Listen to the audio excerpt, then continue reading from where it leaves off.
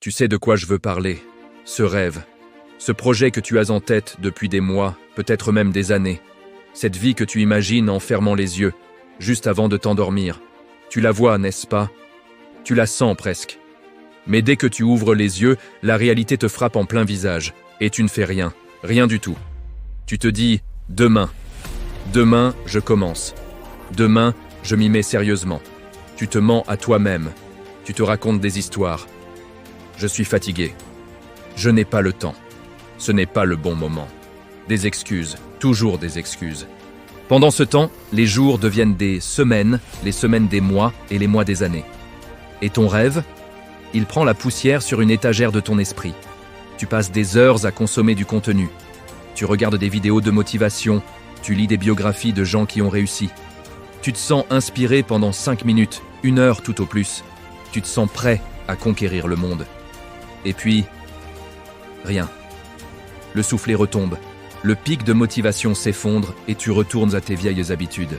La procrastination, la distraction, le confort. Tu penses que le problème, c'est que tu n'es pas assez motivé. Tu attends cette étincelle magique, cette vague d'énergie qui va tout changer. Laisse-moi te dire la vérité, une vérité qui va peut-être te faire mal. Tu attends en vain. La motivation est un mythe. C'est une drogue émotionnelle, un shoot d'adrénaline éphémère. Elle est imprévisible, instable. Compter sur la motivation pour construire tes rêves, c'est comme vouloir construire une maison sur des sables mouvants. Tu te dis que tu es paresseux. Tu te juges, tu te critiques. Je suis un procrastinateur chronique. Je manque de volonté. Tu t'es collé cette étiquette et tu la portes comme un fardeau. Mais si je te disais que la paresse n'est pas ton vrai problème, si je te disais que la paresse n'est qu'un symptôme, le vrai problème, la racine de ton inaction, c'est l'absence totale de structure. Tu n'as pas de système. Ton esprit est un chaos de bonnes intentions et de désirs flous. Tu navigues à vue, sans boussole, sans carte, en espérant que le vent de la motivation te pousse dans la bonne direction. C'est absurde. Arrête de chercher la motivation. Arrête de vouloir ressentir l'envie de faire les choses. Les professionnels, les gens qui accomplissent vraiment des choses, ne fonctionnent pas comme ça. Ils ne se lèvent pas chaque matin en priant pour être motivés. Ils se lèvent et ils appliquent un système. Ils suivent une discipline. C'est ça, le secret. Une discipline silencieuse, invisible, presque ennuyeuse.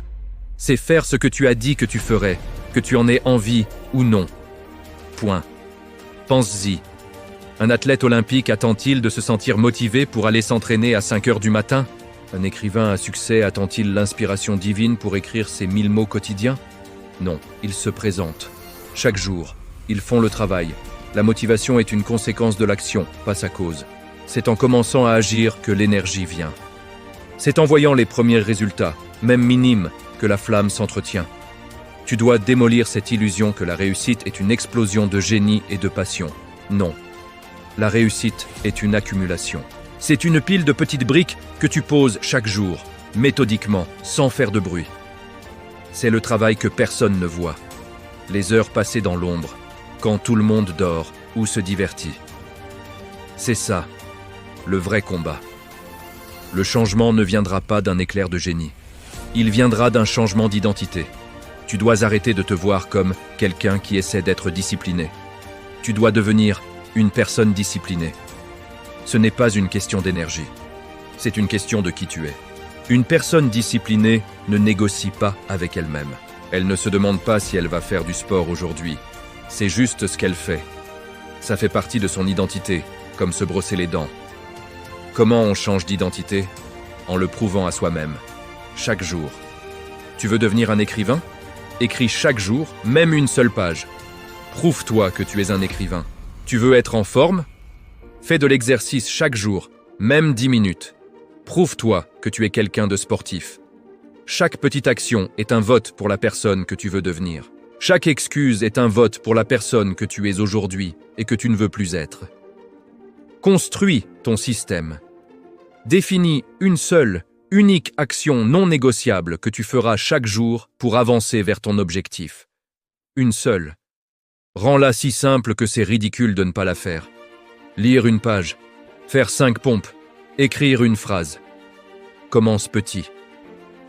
L'objectif n'est pas la performance, c'est la constance. Tu n'essaies pas de gagner la guerre en un jour. Tu essaies de gagner la journée et tu recommences demain. La constance est ton arme la plus puissante. Bien plus que le talent, l'intelligence ou la chance. C'est la force tranquille qui érode la montagne de tes doutes et de ta procrastination. Sois constant, sois fiable envers toi-même. Tiens la promesse que tu t'es faite hier. C'est comme ça que tu construis la confiance en soi. Pas en te répétant des affirmations positives, mais en agissant. En devenant quelqu'un sur qui tu peux compter. Le chemin sera solitaire. Ne t'attends pas à des applaudissements. Alors, comment on fait pour passer de l'autre côté? Comment on transforme cette aspiration en réalité? C'est la partie la plus excitante. On va parler de la transformation. Ce n'est pas de la magie, c'est de la mécanique. Et la première pièce de cette mécanique, c'est de construire des systèmes, pas juste de se fixer des objectifs. Un objectif, c'est « je veux courir un marathon ». Un système, c'est « je mets mes chaussures de course à côté de mon lit tous les soirs ». Vous voyez la différence? Le système rend l'action presque inévitable. Vous voulez devenir quelqu'un qui lit beaucoup? Ne dites pas « je vais lire 50 livres cette année ».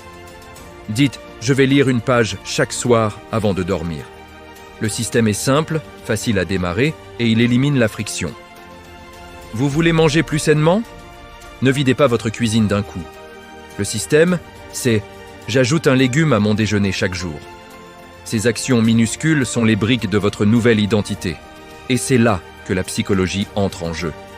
Chaque fois que vous complétez cette petite action, vous ne faites pas que cocher une case. Vous envoyez un vote à votre cerveau. Un vote pour la personne que vous voulez devenir. Vous lisez cette page, vous venez de voter pour « Je suis un lecteur ». Vous avez ajouté ce légume? Vote pour « Je suis quelqu'un qui prend soin de sa santé ». Ces petites victoires sont des preuves. Vous ne vous mentez pas, vous vous prouvez, action après action, que vous êtes en train de changer. L'identité ne se décrète pas, elle se construit. Maintenant, soyons honnêtes, ce chemin n'est pas une ligne droite. Il y aura des jours où vous n'aurez pas envie, des jours où vous oublierez, des jours où vous échouerez. Et c'est normal. L'échec n'est pas l'opposé du succès, il en fait partie. La question n'est pas « vais-je échouer ?» mais comment vais-je réagir quand ça arrivera? Si vous manquez un jour de course, ne vous dites pas « c'est fini, j'ai tout gâché ». La règle d'or, c'est ne jamais manquer 2 fois de suite. Vous avez raté aujourd'hui? Pas de problème. Demain, vous remettez vos chaussures et vous y retournez, même pour 5 minutes. Le doute va aussi frapper à votre porte. Cette petite voix qui dit « à quoi bon ?» Tu n'y arriveras jamais. Accueillez-la, écoutez-la et répondez-lui avec une action. Le meilleur antidote au doute, ce n'est pas la pensée positive forcée, c'est la preuve par l'action, même la plus petite. Quand vous doutez, faites votre micro-action. C'est votre ancre dans la tempête. Chaque petite action réussie est une affirmation silencieuse qui dit « si, je peux ». Et c'est en empilant ces petites preuves, jour après jour, que l'on construit non seulement de nouvelles habitudes, mais une nouvelle version de soi-même. Personne ne te félicitera pour le travail que tu fais dans l'ombre. Personne ne verra tes efforts quotidiens, tes sacrifices, les moments où tu as choisi la discipline plutôt que le plaisir facile. Et c'est très bien comme ça. Tu ne fais pas ça pour eux. Tu le fais pour toi. Pour la personne que tu es en train de devenir. Alors maintenant, écoute-moi bien. C'est le moment de la décision. Tu peux fermer cette vidéo et retourner à ta vie, à tes excuses, à tes rêves qui meurent à petit feu. Ou tu peux prendre une décision. Pas une grande déclaration. Pas une promesse en l'air. Une petite décision. Une action. Celle de définir ton système, ta brique quotidienne. Parce que voilà la vérité la plus brutale de toutes. Celle que tu dois graver dans ton crâne. Personne, absolument personne, ne viendra te sauver. Pas tes parents, pas tes amis, pas un mentor providentiel et certainement pas un type dans une vidéo sur Internet.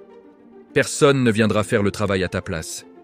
Personne ne viendra réaliser tes rêves pour toi.